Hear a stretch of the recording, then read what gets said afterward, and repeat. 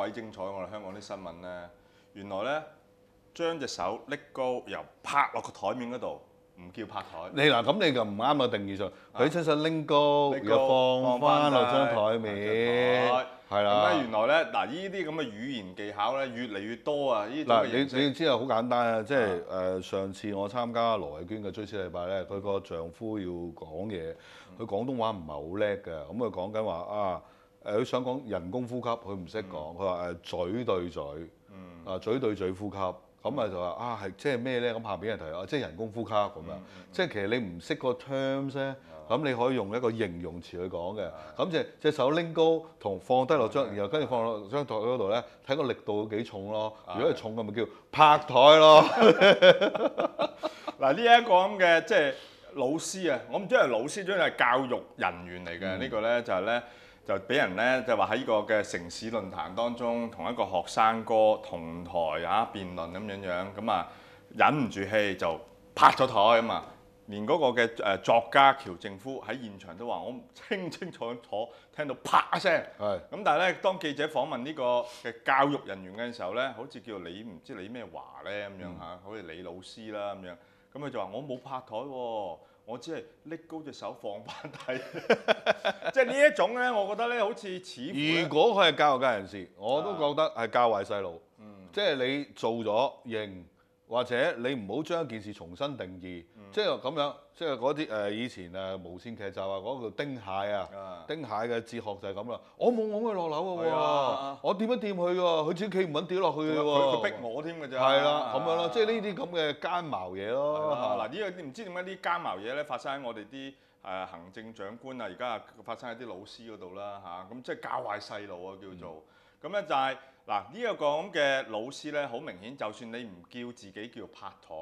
你都做咗一個舉動，呢個舉動係反映出你內心裏面咧有一啲嘅憤怒。係嗱，當現場有人話，唔係喺 Facebook 裏面有人話，係啊，佢即係當佢否認咗拍台之後，佢話係啊，佢唔敢拍好大力，即係連中國人所講冇呢底氣，即係連拍台都唔夠膽。因為你如果真正拍台咧，我就睇過條片啦，起碼就係即係如果我控你啊拍台嗰啲咧，就係起身。然後咧隻手比較向前啲嘅 position 係位置向前啲，咁啊離台啦，走人啦，係嘛？或者拍完之後再坐翻低，睇下氣定神閒，睇下你點樣先咁樣嗰啲啊。佢又唔係喎，佢個手係啱喺翻我呢個位置啊，咁樣落，佢真係舉起手，啪一聲咁樣嗰下啦。咁咧嗱呢一樣嘢咧，無論如何，即係都反映出咧佢可能即係嗰刻嘅情緒係咩？佢真係有嬲，但係當佢一舉起隻手，又懷疑到唔應該做呢個動作，佢想克制自己，克制自己咁樣啦。咁我話。我喺 Facebook 嗰度，我問兩個問題，我話究竟你嬲啲咩咧？嗰刻你嬲啲咩咧？咁樣嗱，一不外乎咧，有可能兩個原因。第一就係話佢覺得你呢個學生哥，我話晒都係長輩、老師嚇，咁你話晒咧都應該要俾翻啲面我啊，唔好咄逼人啦。如果咁就唔好喺呢個論壇啦。係嚇，呢個論壇係冇面俾嘅，議員喺度都係咁話啦，咁啊。咩上場無父子啊嘛，即係大家話打牌都係啦，上場無父子啊嘛。你呢個辯論台嘅時候就大家叫據理力爭㗎啦嚇。不過可能唔係呢個原因啦。第二個原因就係話咩咧？就係話嘅意思就係話即係唔係長輩問題，你督謝我痛處就係咩咧？佢話。你而家嗰個同學生咧就話：你咧究竟係咪選嚟緊嗰屆嘅立法會功能組別教育界？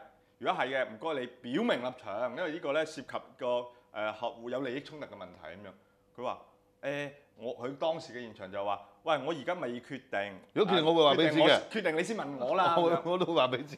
俾記者問佢，跟住話：我係有咁嘅意思咁樣。唔係，咁你嬲咩啫？人哋問你呢個問題，其實你好簡單，係就係，唔係就唔係。我係有咁諗過，咁你唔知嬲乜喎？呢個嬲本身裡面咧，可能隱含住一啲嘢嘅。又隱含住咩咧？就係佢自己都知道，即係我哋叫心中有鬼啊！真係有利益衝突啊！真係俾人指咗出嚟啊！跟住啊，咁所以，但係咧，即係呢件事咧，即係話我哋話喺呢個台面上啊，呢個論壇上面已經真係優勝劣敗見晒咯，見晒啦！嗰個學生好嘢喎！嗰個學生真係有理有節。事實上咧，佢冇選用一啲，就算唔係喺個論壇上面，我好欣賞呢一班學生咧，就係咩咧？佢都冇喺任何其他場合咧選擇用非理性嘅方式，同埋暴力嘅語言都冇，冇暴力語言，全部都係理據。哇！呢個真係一流啊！呢個黃之鋒同學同埋佢一班嘅即係所謂即係值得鼓勵香港呢種文化係啦。係啦，咁我覺得佢係選擇得好好，就係話所謂見呢個李克唔係李克強嗰個叫做李老師，唔係嗰個教育部教育局局長新嗰個，真係對唔住啊，真係唔記得咩黑劍啊？唔係而家好難記㗎，因為好快落台㗎啦。咩？可能真係好難記㗎，可能唔使記，可能係啊，即係等於日本首相啱啱都唔係好記得個名，又話落咗咯，咁樣嘅情況。香港嘅新一屆政府真係有呢個危機嘅。咁咧，佢見佢嘅時候都堅持即係話嗱，大家唔好咩閉門會議啦，公開啦。即使教育局局長話我肯見你啦，不過我唯一嘅要求就係唔俾記者在場。佢話唔得。嗱，呢啲咧全部咧立場守得好堅穩，唔會話因為我想見你我想喺呢個過程當中我可能會有啲任何嘅一啲嘅政治交易，我唔要同你做政治交易。不過我覺得咧，從呢件國民教育嚟睇咧，我只係想再講一點咧，就係話呢啲就正我哋公司管理當中嘅其中一樣嘢，就係擦鞋仔，千祈唔好用擦鞋仔。擦鞋仔只會咧即係破壞你間公司。而家國情教育咧就係一班擦鞋仔咧，為咗要幫阿爺擦鞋咧，反而幫阿爺添煩添亂。因為點解咧？你睇到哇，今次呢個手冊一出咧，哇嗰種嘅即係叫做左獨思想咧，非常之濃厚。你知啦，你喺中國就得啫，但係喺香港嚟講，任何有少少常識嘅人都唔會做出一本咁嘅嘢，咩中國模式中國嘅政府係點樣無私諸如此類又將英美嗰啲嘅踩到一動都冇啊！